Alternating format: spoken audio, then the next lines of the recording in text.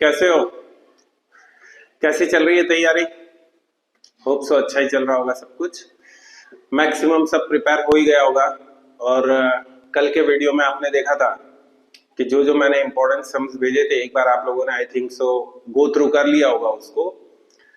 अब जो बाकी चैप्टर्स रह गए थे, जिनके इंपॉर्टेंट सम्स बाकी थे, अभी मैं वो भी आपको बता देता हूँ।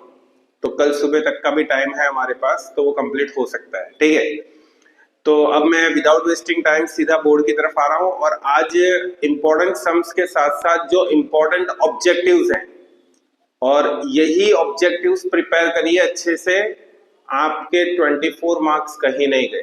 ठीक है, ये कल एग्जाम के पेपर के बाद मुझे बताना कि कैसा रहा। ठीक है, कि सर आपके वीडियोस कितने काम आए। तो अब मैं विदाउट वेस्टिंग टाइम सीधा बोर्ड की तरफ आ रहा हूँ। जो इंपॉर्टेंट जो भी सारे सम्स हैं, सारे ऑब्जेक्टिव्स हैं, वो आपको एक बार बता देता हूँ, उनको गो थ्रू कर लीजिए। एवरीथिंग विल बी बेस्ट, सब कुछ मस्त जाएगा। ठीक है, चलिए तो अब मैं जा रहा हूँ बोर्ड की तरफ। चलिए तो अब आ गया हूं मैं बोर्ड की तरफ, और यहां पर चैप्टर नंबर 4, इसमें से कौन कौन से सम्स हमें करने हैं। तो देखिए एक्सरसाइज 4.1 में क्वेश्चन नंबर 2 जो है, उसका सेकंड एंड थर्ड नंबर का सम, ये इंपॉर्टेंट सम्स है। इसके बाद एक्सरसाइज 4.2 में सम नंबर 3, 4 और 5, ये 3 सम्स आपको उसमें से करना है।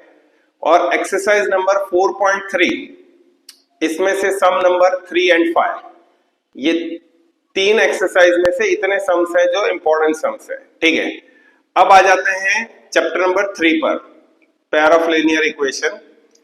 इसमें एक्सरसाइज 3.2 में देखिए क्वेश्चन नंबर 1 जो है, उसका सेकंड, फोर्थ और 6 नंबर का सम, ये आपको करना है। इसके बाद क्वेश्चन नंबर 2 आपको करना है। फिर क्वेश्चन नंबर 3 में 3, 5 और 6 नंबर के सम, ये तीनों सम इंपॉर्टेंट है। इसके बाद एक्सरसाइज 3.3, जिसका क्वेश्चन नंबर 2, 1, 2 एंड 3, ये तीन सम जो है, ये इंपॉर्टेंट सम्स है। फिर आ जाते हैं पॉलिनोमियल्स की तरफ। देखो पॉलिनोमियल्स बहुत इजी चैप्टर है, स्कोरिंग है। पहले 2 सम जो आएंगे सेक्शन बी में, वो इसी चैप्टर में से होंगे, जिसमें से पहला सम जो होगा वो एक्सरसाइज 2.2 में क्वेश्चन नंबर 1 जो है, उसमें 6 सम दिए हुए हैं। आप ये 6 के 6 सम प्रैक्टिस कर लो। ठीक है, बहुत इजी है, 10 मिनट में ये 6 सम खत्म हो सकते हैं। उसके बाद उसके ही नीचे क्वेश्चन नंबर 2 में भी देखिए 6 सम दिए हैं। तो आपका सेक्शन बी में जो दूसरा क्वेश्चन होगा वो ये 6 में से होगा। पहला वाला क्वेश्चन होगा ये 6 में से होगा, और दूसरा वाला क्वेश्चन जो है ये 6 में से होगा। मतलब 4 मार्क आपके यहाँ पे कंफर्म हो गए। ठीक है, तो जितने चैप्टर से अब आप ये सोच रहे होंगे कि चैप्टर नंबर 1 का, लेकिन चैप्टर नंबर 1 आपको सिर्फ ऑब्जेक्टिव में प्रिपेयर करना है। तो वो मैं आपको ऑब्जेक्टिव में बता दूंगा कि क्या क्या आपको उसमें से प्रिपेयर करना है। ठीक है, बाकी जितने भी चैप्टर्स थे, उन चैप्टर्स के इंपॉर्टेंट सम्स हमने सारे देख लिए कल के वीडियो में और आज के वीडियो में। अब मैं आता हूं ऑब्जेक्टिव की तरफ। ठीक है, ऑब्जेक्टिव पर, और सबसे पहले लेते हैं चैप्टर नंबर 1 में आपको है ना, में एलसीएम का एक सम आएगा। ठीक है, वो आपको एचसीएफ पूछ सकते हैं कोई भी नंबर का, या एलसीएम पूछ लेंगे। ठीक है, या फिर आपको एक नंबर देंगे कि ये आइडेंटिफाई करो ये रैशनल नंबर है या इरेशनल नंबर। ठीक है, तो होप सो आपको पता होगा कि भाई रैशनल नंबर कौन से होते हैं और इरेशनल नंबर कौन से होते हैं।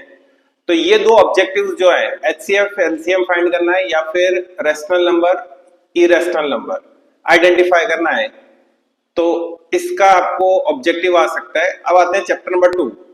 चैप्टर नंबर 2 में देखो कुछ ऐसी ब्लैंक्स है कि जो बहुत कम स्टूडेंट्स पढ़ते हैं। ठीक है, और बोर्ड की एग्जाम में पूछी जाती है, फिर वो लोग उन ब्लैंक्स को छोड़कर आते हैं। देखिए अगर आपको यहाँ पर ध्यान रखना, ऑब्जेक्टिव में अगर आपको लिख के दिया है ओपन अपवर्ड, और आपको अगर कंडीशन दी गई है तो ये वाली कंडीशन राइट होगी। कब ओपन अपवर्ड हो तो ये वाली कंडीशन है, अगर ओपन डाउनवर्ड है तो आपकी ये वाली कंडीशन है। ये ध्यान रखना, अगर आप ऑब्जेक्टिव में पढ़ते हो कि उसने लिख के दिया आपको ओपन अपवर्ड, तो आपको ये वाली कंडीशन लिखनी है, और अगर ओपन डाउनवर्ड लिखा है तो ये वाली कंडीशन, ए स्मॉलर देन 0। अच्छा, इसके बाद आपको एक ग्राफ देंगे और आइडेंटिफाई करना है कि भाई एक्स पर कितने जीरोस पॉसिबल है। तो ये होप सो आपको आता होगा, ठीक है। इसके बाद ये कुछ फॉर्मूलाज है, देखो alpha plus beta is equal to minus B upon A, alpha into beta तो C upon A, alpha plus beta plus gamma, देखो ये कुछ बहुत कम स्टूडेंट ये भी पढ़ते हैं, is equal to minus B upon A. अच्छा, इसके बाद alpha beta plus beta gamma plus gamma alpha is equal to C upon A. अच्छा, अल्फा बीटा गामा ये तीनों को मल्टीप्लाई करेंगे तो माइनस डी अपॉन ए। इस बार इसके पूछे जाने के चांसेस ज्यादा दिख रहे हैं, ठीक है। अब आते हैं, देखो A X square plus B X plus C where A is not equal to zero, ये कंडीशन आपको पूछ सकते हैं। जहाँ पे आपको बोला होगा कि ए जो है is not equal to zero, वो आपका करेक्ट आंसर होगा। चलो नेक्स्ट चैप्टर पर आ जाते हैं। अब चैप्टर नंबर 3 हमारे पास है, A one upon A two not equal to B one upon B two. इसकी कंडीशन होगी intersecting lines, exactly one solution जिसको हम यूनिक सॉल्यूशन बोलते हैं। ओके, फिर आ जाते हैं हम नेक्स्ट पर, A one upon A two equal to B one upon B two equal to C one upon C two. यह है को इंसिडेंट लाइन और इनफाइनाइट मैनी सॉल्यूशन।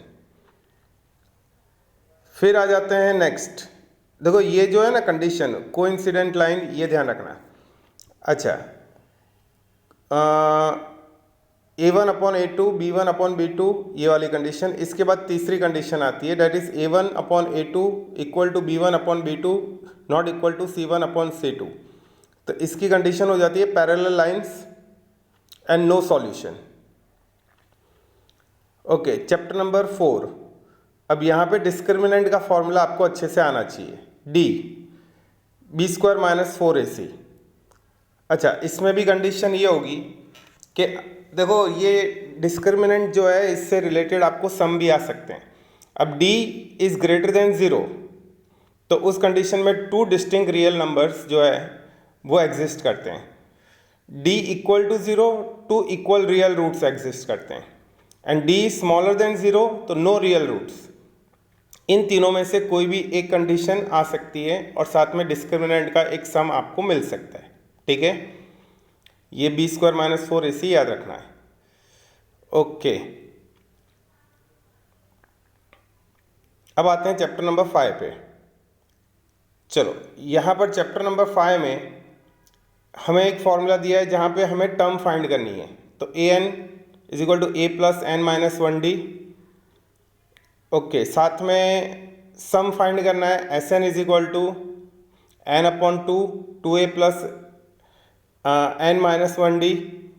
चलो एन अपॉन टू, देखो ये कब फाइंड करना है, तो जब first term and last term दी होती है तब N upon two A plus L, A यानी फर्स्ट टर्म, एल यानी लास्ट टर्म हुई। ओके, इसके बाद देखो एक आएगा आपको find the sum of the first N positive integers. यहाँ पर एक न्यू फॉर्मूला होता है, ये बहुत पेपरों में पूछा गया है, S N is equal to N plus 1 upon 2। इतने फॉर्मूलाज अच्छे से देख लो, एक बार इनको रिवाइज भी कर लेना अच्छे से।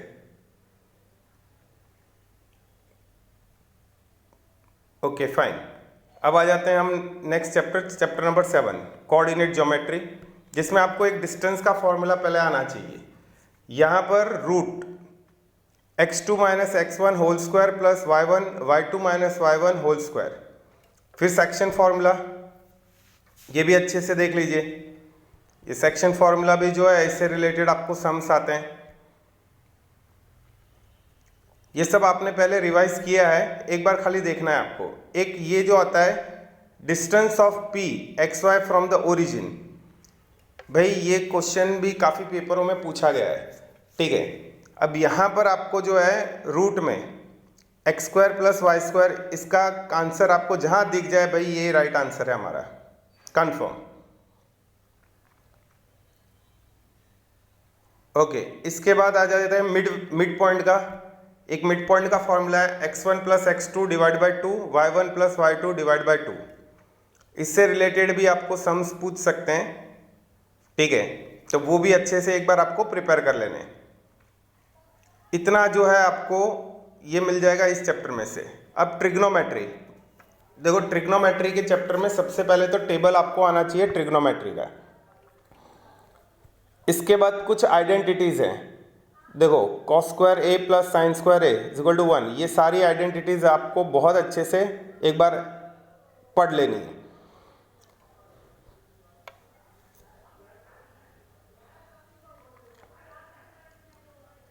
ओके, सारी आइडेंटिटीज को देख लीजिए एक बार।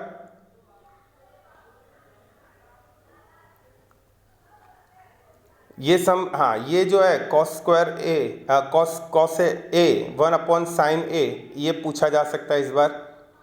tan A is equal to sine A upon cos A, ये भी पूछा जाने के चांसेस हैं इस बार, इसके भी चांसेस हैं। ये सारी आइडेंटिटीज को एक बार अच्छे से देख लो। चलो अब आते हैं area related to circle.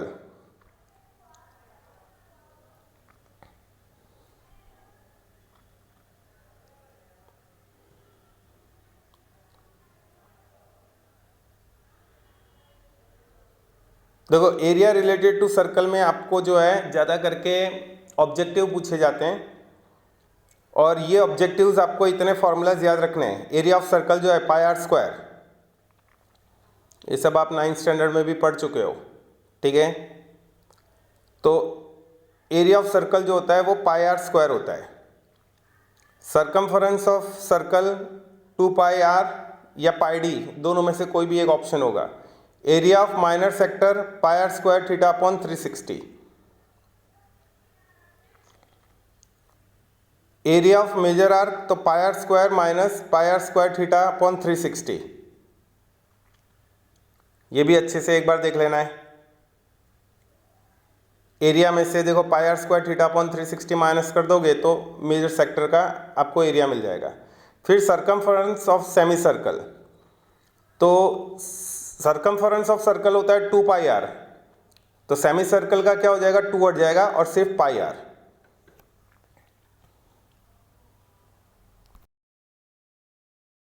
Area and volume पर, सरफेस एरिया एंड वॉल्यूम आपको ये सब याद होने चाहिए। जैसे क्यूबॉइड है तो उसका curve surface area 2h l plus B, total surface area 2 bracket में LB plus BH plus HL, और वॉल्यूम जो है L into B into H. वैसे ही आपको क्यूब का 4a square, total surface area 6a square और वॉल्यूम जो है a क्यूब। वैसे ही सिलेंडर का ये सारे फॉर्मूलाज एक बार देख लीजिए, ठीक है। इनमें से कोई भी एक फॉर्मूला जो है आपको पूछा जा सकता है, एक से ज्यादा भी पूछे जा सकते हैं, ठीक है। और इसके बेस से ही आपको सम्स भी होंगे, तो मतलब फॉर्मूला तो मस्ट है आपका। कल के पेपर में सबसे इंपॉर्टेंट चीज यही है भाई कि आपको सारे फॉर्मूलाज याद होने चाहिए, ठीक है। इसके बाद आ जाते हैं भाई चैप्टर नंबर 13 पर। चैप्टर नंबर 13 जो है यहाँ ये स्टैटिस्टिक वाला, सारे फॉर्मूलाज आपको मीन मीडियन मोड के पता ही होंगे, ठीक है। तो वो तो भाई सम्स में काम लगेंगे, लेकिन ऑब्जेक्टिव में क्या काम लगेगा, तो आपको एक क्लास दी होगी और पूछा होगा क्लास, ठीक है। इनमें से मॉडल क्लास ढूंढो कौन सा है, तो जिसकी सबसे बड़ी फ्रीक्वेंसी होगी वो मॉडल क्लास होगा, यानी 20 to 30 will be the modal class. एक फॉर्मूला यहाँ पर है z is equal to 3m minus 2x bar, z यानी मोड होता है, ठीक है। तो z is equal to 3m minus 2x bar, इससे रिलेटेड आपको अगर मीन मीडियन मोड में से अगर सपोज मीन या मीडियन दिया हुआ है और आपको कहा है कि भाई मोड ढूंढो, तो उस टाइम पर ये फॉर्मूला अप्लाई करेंगे। मतलब इन तीनों में से कोई भी दो दिए हुए हैं और तीसरा ढूंढने के लिए कहा है तो ये फॉर्मूला अप्लाई होता है, ये ऑब्जेक्टिव में पूछा जाता है। चलो इसके बाद आ जाते हैं चैप्टर नंबर 14 पर। भाई चैप्टर नंबर 14 जो है यहाँ पर आपको पहले तो एक ऐसा सम आएगा कि जहां पे दिया हुआ है कि PE इज इक्वल टू 0.49, तो फाइंड करो P not equal to E। तो यहाँ पे 1 में से माइनस कर देंगे इसको 0.49 को, तो आपका आंसर आ जाएगा 0.5। मतलब इसी तरह से डिजिट चेंज होगी लेकिन मेथड सेम रहेगी, ठीक है। इसके अलावा प्रोबेबिलिटी ऑफ 2 डाइस, जब हम 2 डाइस को फेंकते हैं तो टोटल इवेंट्स कितने क्रिएट होते हैं 36, ठीक है, ये पूछा जा सकता है। प्रोबेबिलिटी ऑफ 3 कॉइन्स थ्रोन, उसका अगर 3 कॉइन में एक साथ में फेंकता हूं तो कितने 8 इवेंट्स पॉसिबल है। अच्छा, प्रोबेबिलिटी ऑफ 2 कॉइन्स, तो इसके टोटल इवेंट्स है आपके 4। अच्छा, प्रोबेबिलिटी ऑफ श्योर इवेंट, जो होने वाला ही है भाई, sun rises in the east, बस श्योर है, ठीक है, तो उसकी प्रोबेबिलिटी जो है वो 1 होगी। Probability of not sure event, जो श्योर नहीं है इवेंट, उसकी प्रोबेबिलिटी, तो उसकी प्रोबेबिलिटी हो जाती है 0। तो ये सारे चैप्टर्स के जितने भी मैंने ऑब्जेक्टिव्स बताए हैं आपको, इन्हीं ऑब्जेक्टिव में से कल आपको पेपर में मिलेंगे, ठीक है। तो ये अच्छे से सारे आपने देख लिए होंगे। चलो अब मैं आता हूँ वापस आपकी तरफ। होप सो सारे ऑब्जेक्टिव्स आपको समझ में आ गए होंगे, कौन कौन से आपको प्रिपेयर करने हैं। एक बार अच्छे से वीडियो को देख लेना। जो ऑब्जेक्टिव्स आपको लग रहे हैं कि भाई ये थोड़े वापस रिवाइज करने पड़ेंगे, तो कल सुबह तक का टाइम है आपके पास, आप अच्छे से रिवाइज कर सकते हो।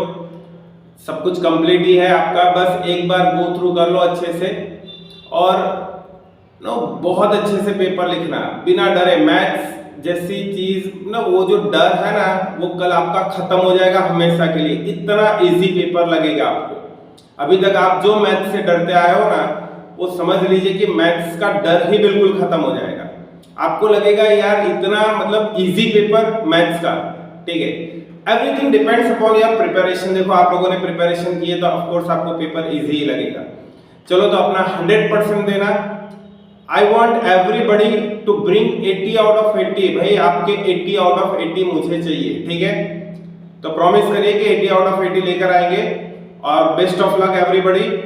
अपना 100% दे दो और एकदम जबरदस्त रिजल्ट लेकर आइए, ठीक है। Thank you everybody, take care.